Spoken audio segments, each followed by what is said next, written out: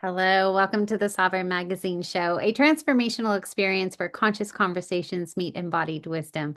Each episode invites visionary healers, thought leaders, and change makers to share their journeys of awakening, offering listeners practical tools and soul stirring insights to reclaim their inner authority. Today, we have Ebonie Allard back, who is on a year-long journey with us about embodying your design through the Kismet codes. And if you missed some of the foundational episodes around embodying your design and what the Kismet codes are, what your type is, understanding your aura, and all about your profile and understanding your conscious and unconscious personality, definitely go back and listen to episodes 1 through 3.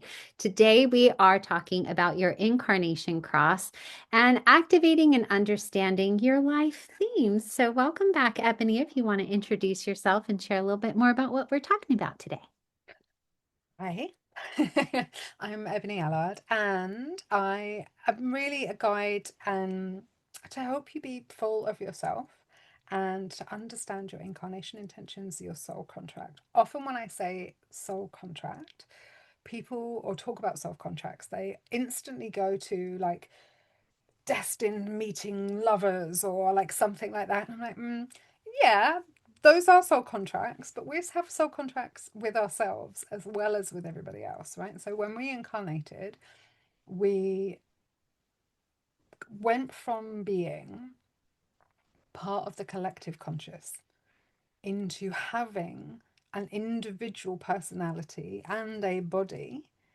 And it is that body that gives us a physical and emotional experience. And that is our purpose. That is what we came to have, a unique physical and emotional experience. And then to express that for the greatest and highest good of all. And it is in the expression that we affect and infect each other and enrich and all of these different things. The relational experience is what shapes us all. And my work in the world is to remind you all of that and to have you all stop rushing around and trying to be really efficient and actually enjoy this really beautiful experience and opportunity that we have. So many of us are so busy rushing around intellectually looking for the answers. What's my purpose? Mhm. What's my purpose? What's my purpose? No, that's too simple. What else is my purpose?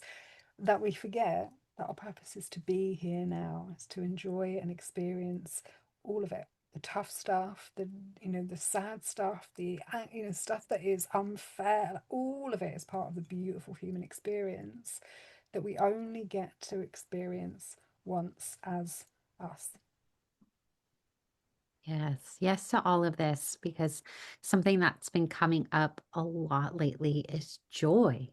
Are you having and experiencing joy in your life? And I really am excited about learning more about your life theme because I feel as though, as you being a fulfillment coach and soul contract guide, we do have these themes, but we might not have the clarity and confidence around embodying that. So I'd love to hear more.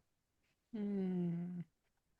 Okay, so the Incarnation Cross speaks to your life work theme. It talks about the overarching themes of your life, which can also be described as your purpose. And so activating your Incarnation Cross, along with the other aspects of your design, gives you what I like to think of as the corner pieces of the puzzle of who you are. If you're doing a jigsaw puzzle, there are Mhm, a lot of pieces. And if you're any good at jigsaws, everyone knows if you get the corners, mhm, then you can fill in the rest. mhm. Your Incarnation Cross is the corners or the jigsaw of your life. And so these core pieces of human design interrelate with all of these other modalities that I do, right?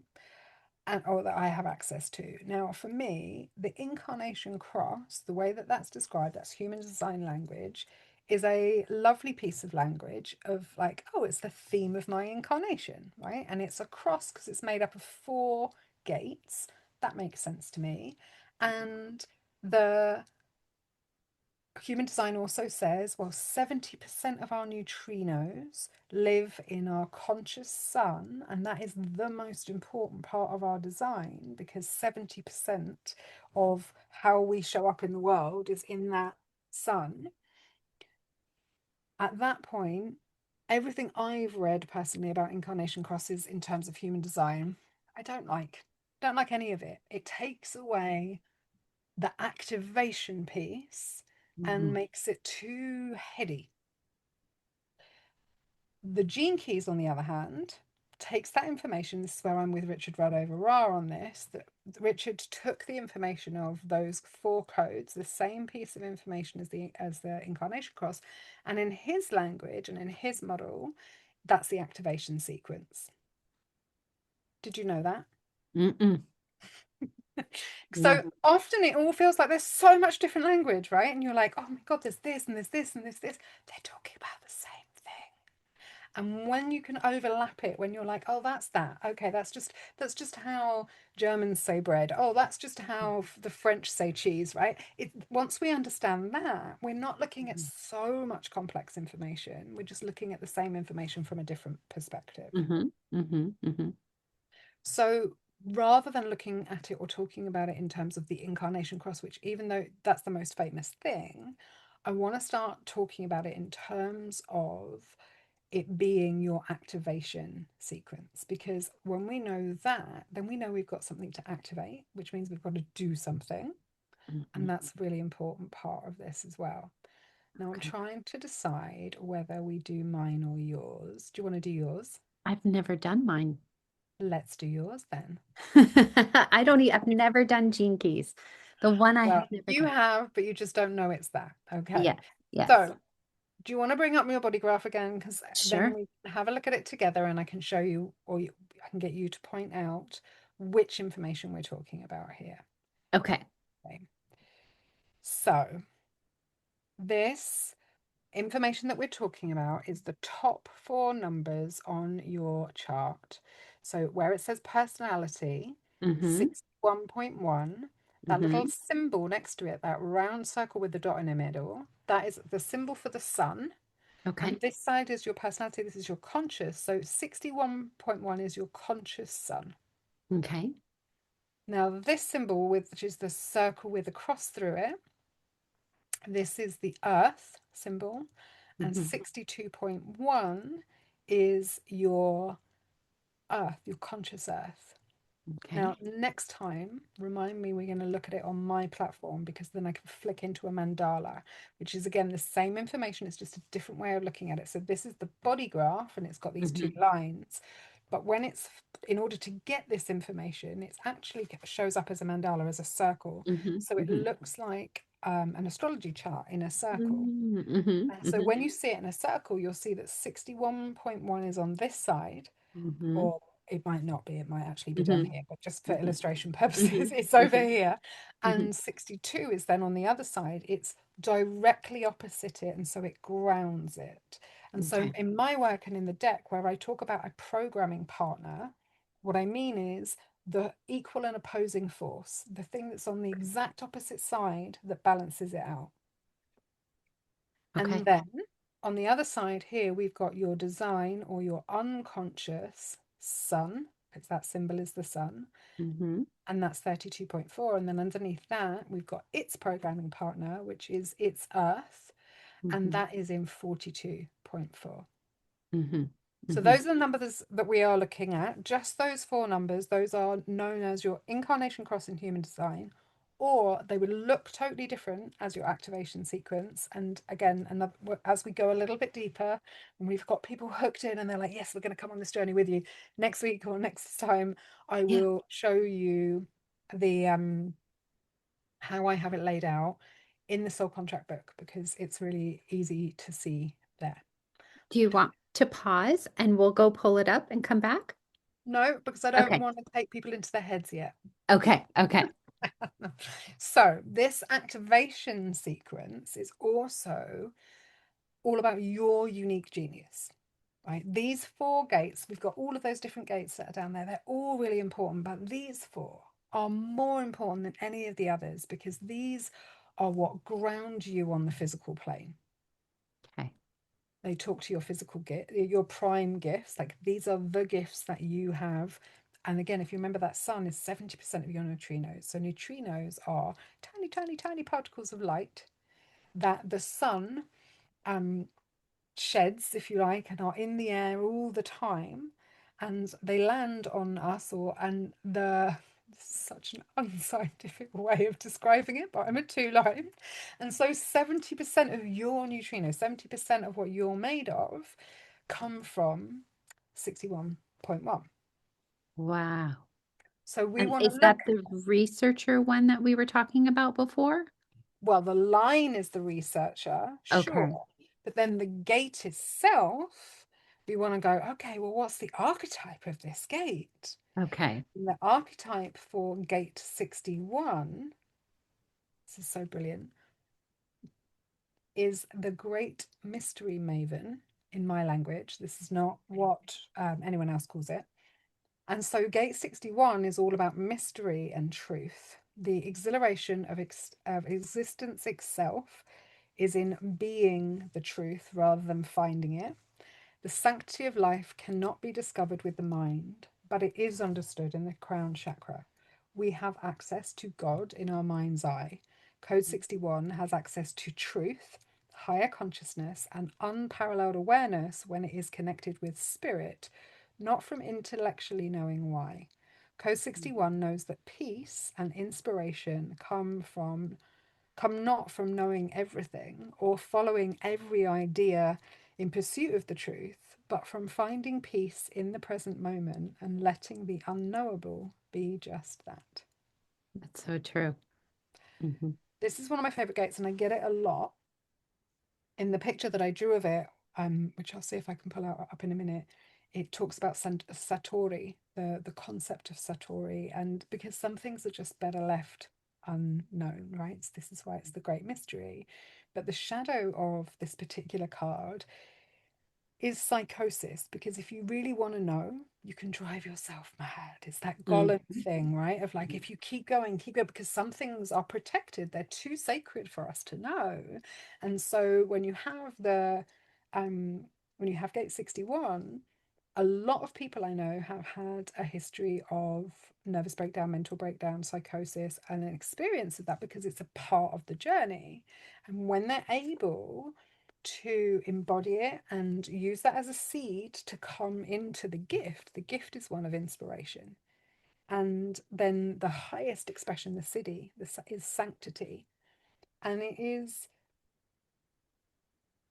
connected to the great mysteries. It's mysterious, it's inspirational, it's original, it's open, mystical, infinitely curious and knowing, is respectful of the occult, understands universal truth.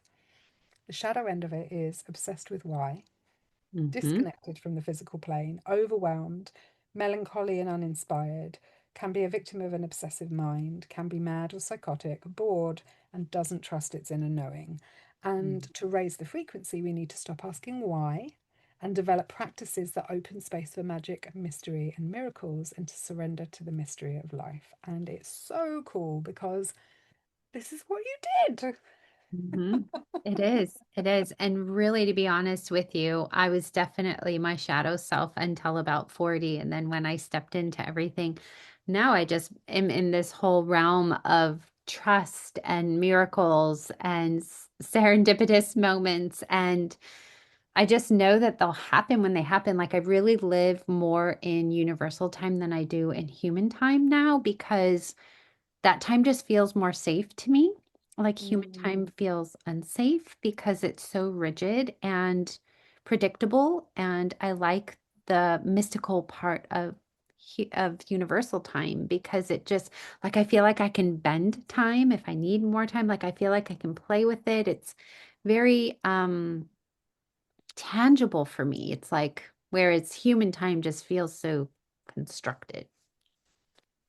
So this is your life's work. So this in the gene keys, the sun, the conscious sun is called a sphere, and in the Gene Keys they're all spheres, right? Which I love because it's got that 3D element to it, totality element to it. And the first one is your life's work. It's also in a different sequence. It's your brand. But again, like, this is really literal, right? It's like, this is your life's work. Yes, this is your brand. Yes. And so it's also, I very much work with the physiology, and this is your pineal gland.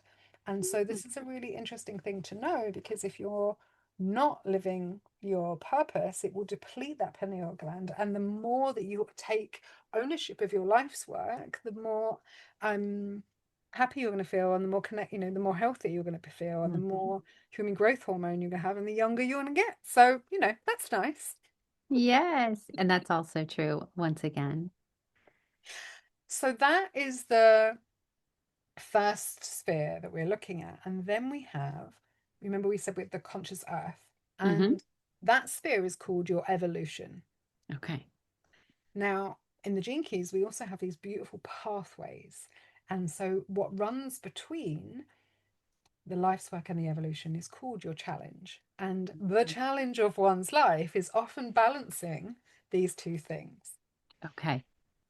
And so the programming partner for 61 is 62, which is, in my words and in my deck, the organized owl. Hmm. It's also so true. So what grounds you in this world is organization. Yep. 100%. I'm laughing because I know how true it is. So code 62 is all about transformation, understanding the details, objective versus subjective, taking complicated, intangible, esoteric concepts and organizing them into workable language, plans, and instructions. Hmm. Code 62 transforms those details into a precise and clear way forward, making complex issues simple and straightforward so that they can be understood. Code 62 knows that communicating the facts with clear evidence has the power to transform lives. In human design, this is detail and organization. In the Gene Keys, the shadow is intellect, which always confuses people, but we'll get to it. The gift is precision, Hmm. and the Siddhi, the highest expression, is impeccability. Hmm. Hmm. And you'll get this because you've done the work on it, but the intellect takes us up into the mind and has us trying to be clever, whereas precision is much more medical or musical. It's not how clever you are as a physician. I don't want a really, really, really clever doctor. I want a precise doctor, right? Hmm. And Hmm. an impeccable one that is going to take ownership. One's going to say, actually, I mucked this up, or I wasn't as precise as I could have been. Or when I went to have my eyes lasered years and years ago, I went back in for a second time because after a year and a half, my prescription had slipped ever so slightly. And just before we went in, because you have to sign a million disclaimers, and just before I went in to have it done again, I said to him, if I was your daughter, would you do this? And he said, the second time you cut a loaf of bread, it's not as easy as the first time to get it straight. And I said, thank you for being impeccable with your word. I'm not going to have this operation. And he said, I think glasses would be something that you might love occasionally. And I said, me too, and left. And he didn't focus on his intellect, right? He was impeccable. He found a way of honoring both the institution and my request, and was really impeccable with the way that he shared, and very precise in the way that he shared what he was sharing. Does that make sense to you? It makes complete sense because I'm an editor of a magazine, right? And the team just said to me this week, we don't know how you find these details, Nicole. Like we just can't find the impeccable details that you find. And I'm like, it's just a superpower of mine. I don't know. I see them. So I definitely get that.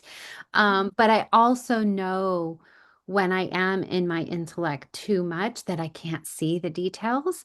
And so that's when I know I have to like come back out of my head and back into my body. And I know when I'm getting too heady because I do love to live in my head. Yeah. And with those one lines, that's totally understandable. That's going to be something that happens again. And when we get to the radiant sphere, which is next, then we'll kind of go, oh, okay, this is how you can check your health, right? But with the earth, one of the things I want to say is So your sun is what you're here to bloom. And, if you think about the sun, it's all about radiating into the world. Hmm. But if it was a flower, if it was a sunflower, and that Hmm. sunflower was drooping or it wasn't as spectacular as it could be, we wouldn't blame that flower. We would look at the earth. We would go, okay, what's going on with this earth? What nutrients are needed? And so, if you want to grow, if you want to shine brighter, you need to dig down into your earth and you need to really look at your evolution sphere and go, okay, what's going on here? Am I in my intellect? And how do I move into impeccability? What is it that I need to really adjust, correct, right? Hmm.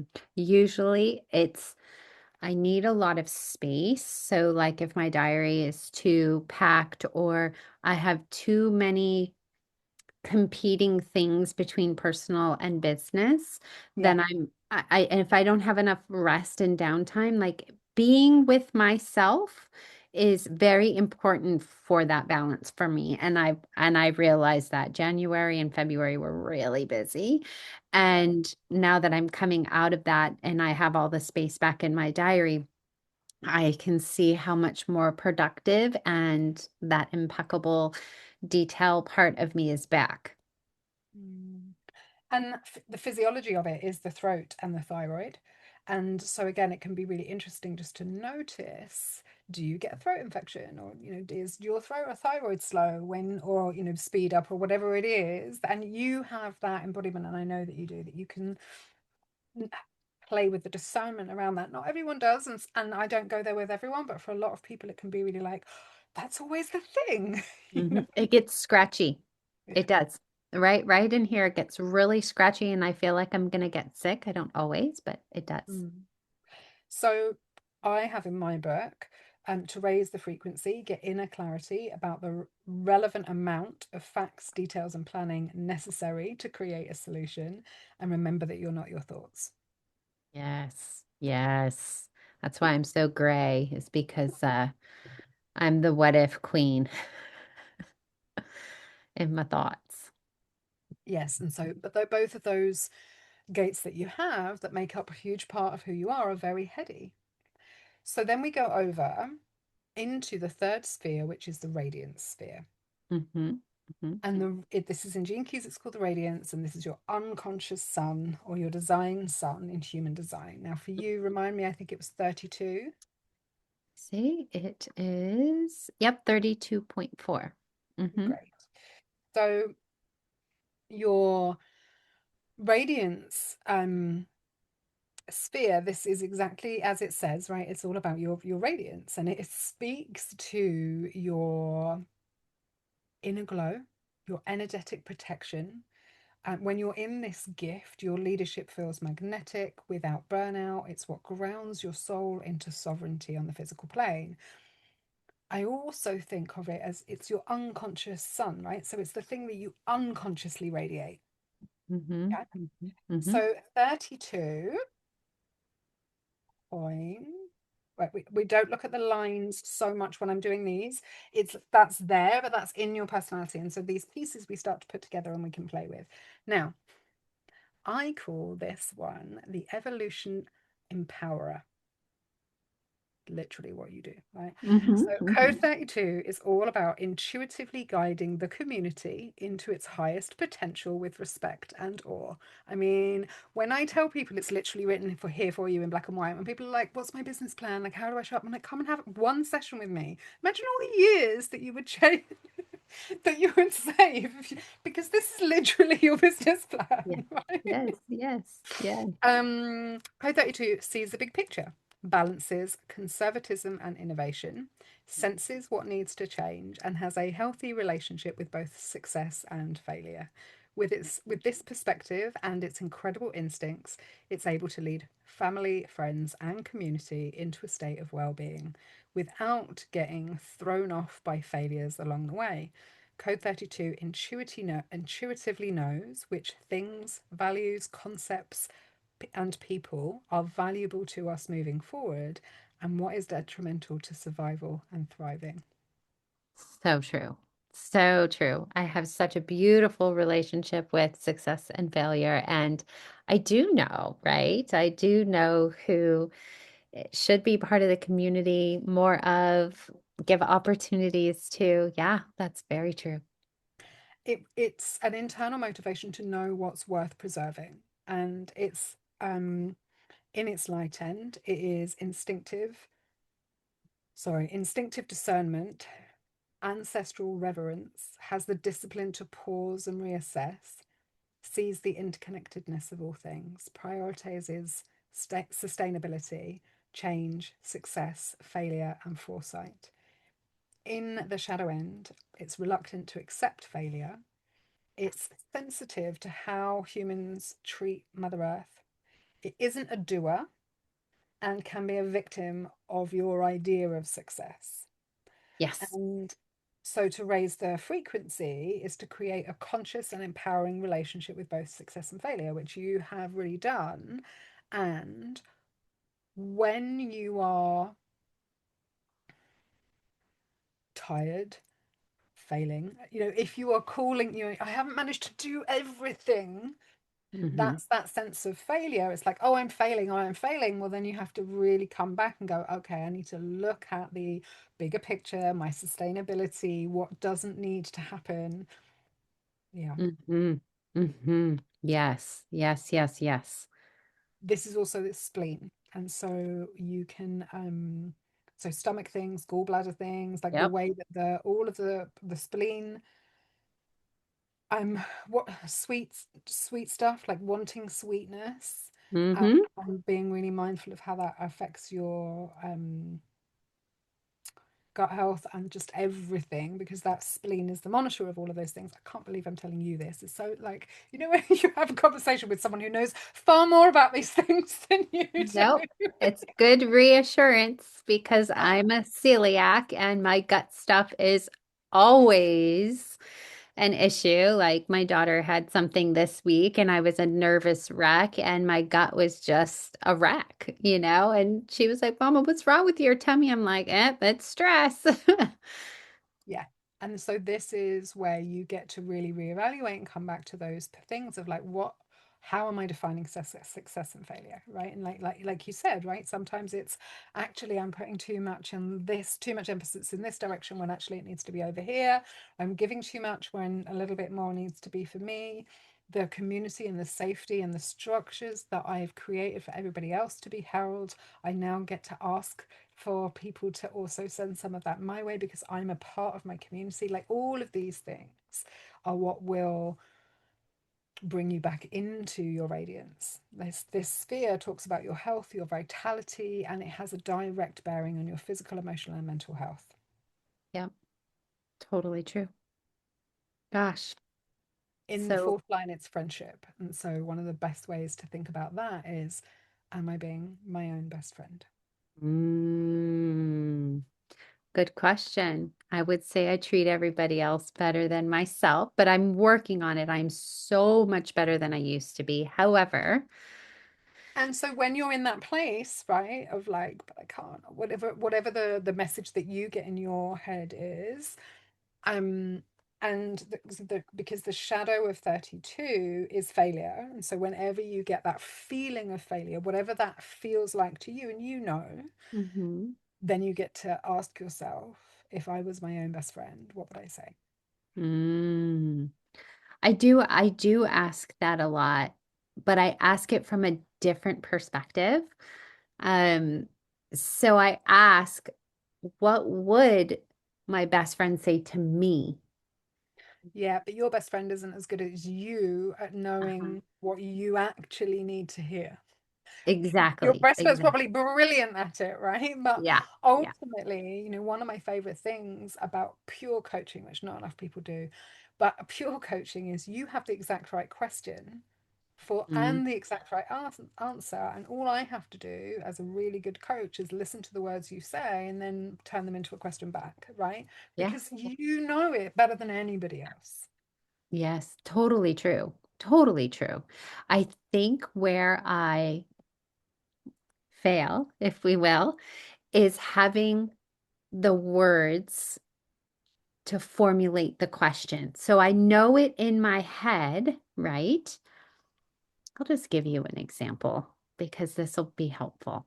Long Yeah. story short, my child was threatened at school. We don't need to go into all of the details. And I said to my friend, like, if this child had threatened a teacher in this same manner, what would they do? Actually, no, I said, if an adult had threatened a teacher. And she Yeah. came back and said, I think a better question is if this child had threatened a teacher, what would they do? And I was like, yes, right? Because I'm looking Mm, for not fairness, but an equality in how the situation is handled. And mm, so oftentimes I have these thoughts, but getting to how I want to say it, I'm always just like one or two words off. And so when I have conversations, whether it be you or my friend or my husband or whoever, I'm able to refine it better with other people's words. mm. I love that. And when we look at definition, we can have a look at that again, or there'll be other parts as we dive in where we can look at kind of part of that. In the context of this, one of the things that of the Incarnation Cross and the activation sequence, I said there were pathways.